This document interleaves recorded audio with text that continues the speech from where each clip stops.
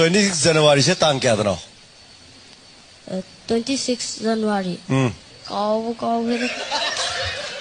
You're a superhero.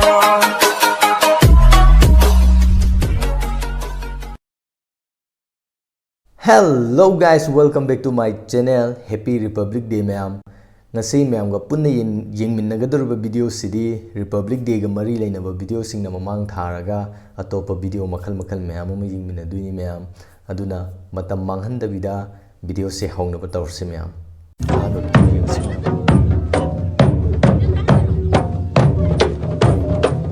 Rehearsal gi video na.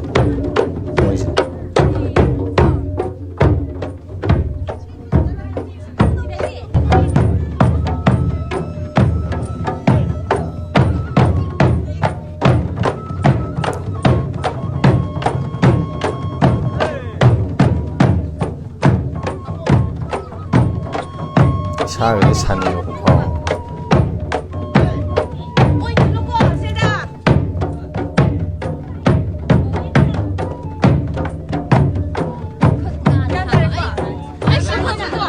Masi kari jagoi maming kau pujano. Yam phajana sai. Mathang amugi ngasi. Sina ngasai gi dugi kaino or ma. Sidra, CSL ma'am di aita re. Ma'am ne ne support to you. Yai pare. Siambang to. Ma le bang la yai pare. Sidra.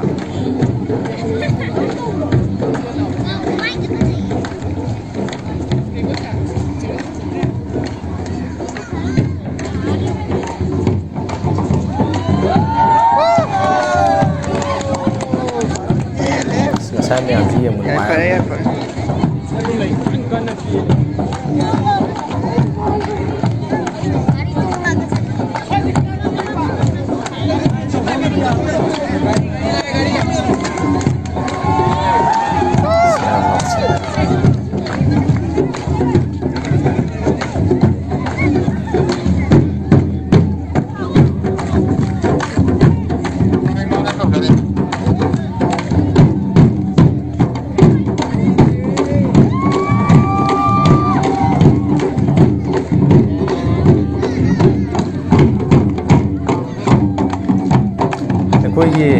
Koigi jantra jingina khonga pathila kosi ta ga ni cha ji yawning ba phawal le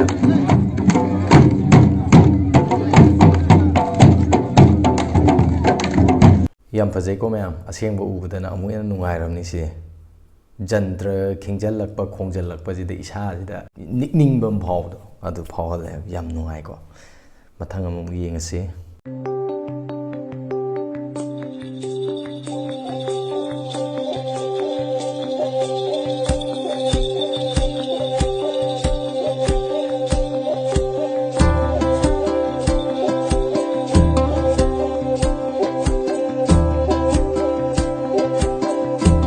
lens narrative की video में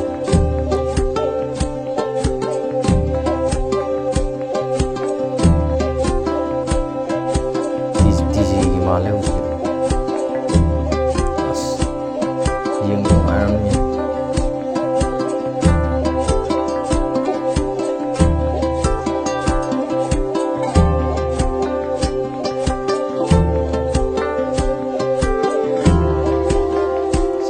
macam ya.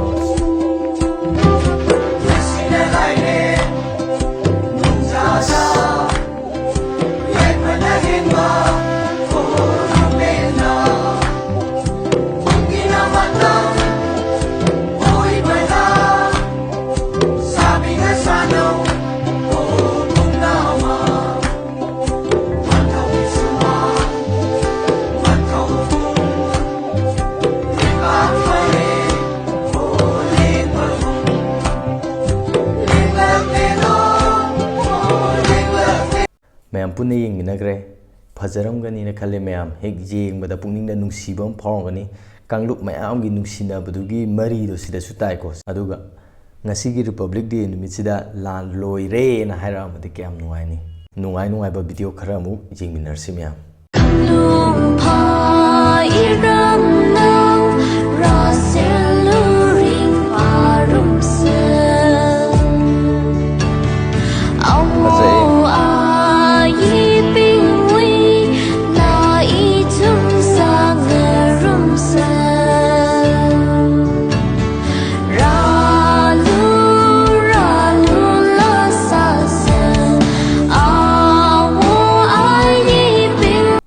Video ꯁꯦ ꯌꯥꯝ ꯐꯖꯩꯀꯣ ꯃꯌꯥꯝ ꯑꯗꯨꯒ video ꯁꯦ ꯌꯦꯡꯕ ꯃꯇꯝꯗ ꯑꯩꯅ ꯅꯤꯡꯁꯤꯡꯕ ꯑꯃ ꯂꯩꯌꯦ ꯑꯉꯥꯡ ꯑꯣꯏꯔꯤꯉꯩꯗ ꯍꯥꯎꯐꯤ इल्लगा लाइरिक पाबा हाउफी इल्लगा टीवी येंगबा हाउफी इल्लगा निंगथम थादा लेबिदो अदुदु निंगसिंगे मथंग अमुक येंगसे 2 3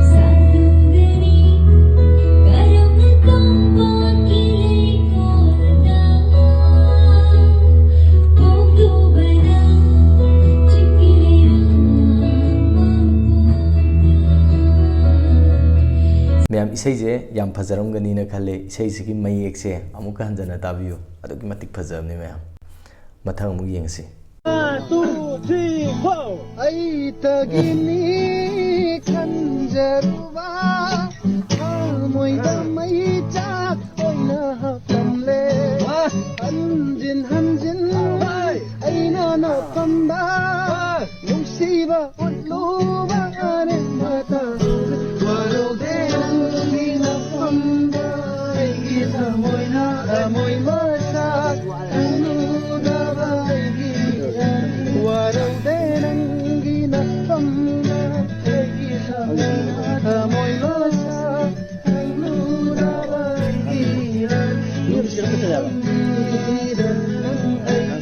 तसेंग फजै मैम इसे अदुकी मतिक फजै थमोइदगी थोकलकपा मयेका थवाई हक्चांग अनी यावना सकपा इसे हैबदो सी ओरम बताय मैम मथंग अमुक येंगसी कैना तोंबी अस आई वाम हंगे कैना तोंबी लोई चैला करम इचाउद ताउ थरकपा कौशिंग मरकत यावबा मेलै चगब लिक गजिदि कैनो वाम दि हागे यंगुम गी तमे थवाई थागे फाव खलिबा सिदी कैना तोंबी लोई चै जाना तारे को स्वाइदगी येइबा पिसुंग गजिदि पूरा जंगल दुंगाय हायो ऐसे मथंग मपोक्तदिने वा एमएलए मंत्री की मचा मसु ओइना लैजगे पोक्चगे बोर पिबियु हाइबा मपो कुजंगी माई मिना हे ओइरा इबो गिटी नोक्तै जिदि दु सामेम सना का सेकी के भान कनाम लैतब्रबा मी युम नि लेबने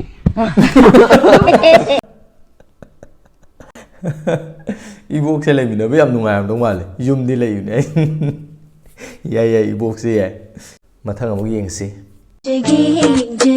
सिंगांगी डांस के मागी सिदा फोटो हम यावरे याम आवगे नुक्षी नंगी मरुंदा लिबिगे शुबिगे एगे नुक्षी वारीना ओथा जाऊ नुंगायना आइगे नुक्षी तंपाका आयंगला उहांगला बाlang वंसिला उमाय कइनो तमोय आनिगे नुक्षी बसे सेका बिरमो असंगबा उमा मालुमला उरा बिबनो किंजा हौसिंगला थामोय आनिगे मरता चिंबिरो नंजोनो नंबदा पचनो निपुंग खुदिंग लेने अदन तो हाय डांस से हम सामने तो ले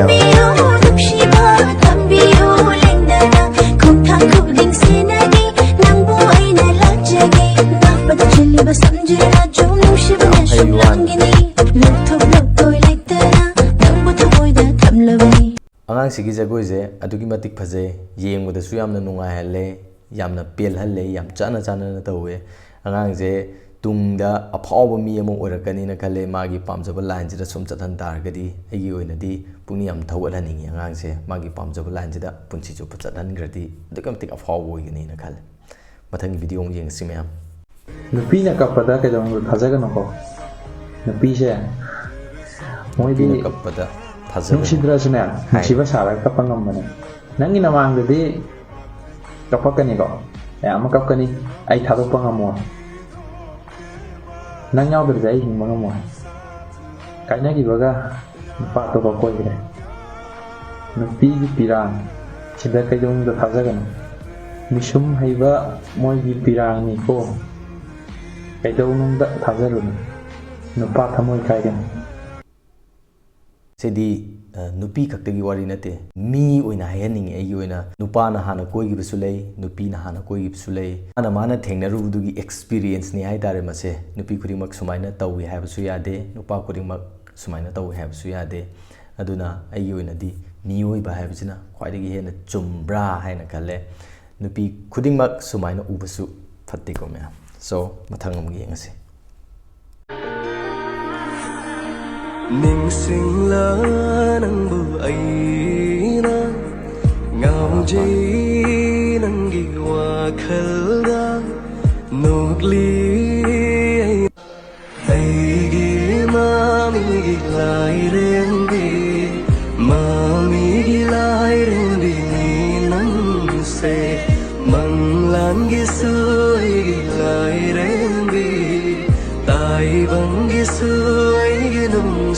ꯄꯨꯋꯥꯔꯤꯒ ꯁꯥꯒꯣꯟꯅꯔꯒ ꯂꯩꯔꯤꯕ ꯑꯔꯥꯝꯕꯥꯏ ꯈꯨꯠꯂꯥꯏ ꯄꯤꯕꯁꯤꯗꯤ ꯇꯁꯦꯡꯅ ꯀꯜꯂꯛꯆꯩ ꯌꯥꯝꯅ ꯃꯇꯧ ꯇꯝꯅꯤꯡꯉꯥꯏ ꯑꯣꯏꯕ ꯚꯤꯗꯤꯑꯣꯅꯤ ꯈꯜꯂꯦ ꯑꯗꯨꯛꯀꯤ ꯃꯇꯤꯛ ꯐꯖꯩ ꯉꯁꯤꯒꯤ ꯑꯣꯏꯅꯗꯤ ꯚꯤꯗꯤꯑꯣꯁꯦ ꯃꯇꯥꯡ ꯁ꯭ꯋꯥꯏꯗ ꯂꯣꯏꯁꯤꯟꯖꯔꯤ ꯁꯣꯏꯈꯤꯕ ꯂꯥꯟꯈꯤꯕ ꯌꯥꯎꯔꯒꯁꯨ ꯄꯨꯝꯅꯃꯛꯅ ꯉꯥꯛꯄꯤꯌꯨ ꯁꯦꯝꯗꯣꯛꯄꯒꯤ ꯇꯟꯖꯥ ꯄꯤꯅꯕꯤꯌꯨ ꯑꯩꯒꯤ ꯆꯦꯅꯦꯜꯁꯤꯗ ꯅꯧꯅ ꯂꯥꯛꯄ ꯑꯣꯏꯔꯒꯗꯤ ꯁꯕꯁꯀ꯭ꯔꯥꯏꯕ ꯇꯧꯕꯤꯔꯝꯃꯣ ꯑꯗꯨꯒ ꯚꯤꯗꯤꯑꯣꯁꯦ ꯅꯨꯡꯉꯥꯏ ꯇꯥꯔꯒꯗꯤ ꯂꯥꯏꯛ ꯑꯃꯃꯝꯇꯪ ꯅꯝꯕꯤꯔꯝꯃꯣ ꯉꯁꯤꯒꯤ ꯑꯣꯏꯅꯗꯤ ꯄꯥꯟꯊꯣꯏꯕꯅ ꯄꯨꯝꯅꯃꯛꯄꯨ ꯑꯃꯨꯛ ꯍꯟꯅ ꯈꯨꯔꯨꯝꯖꯔꯤ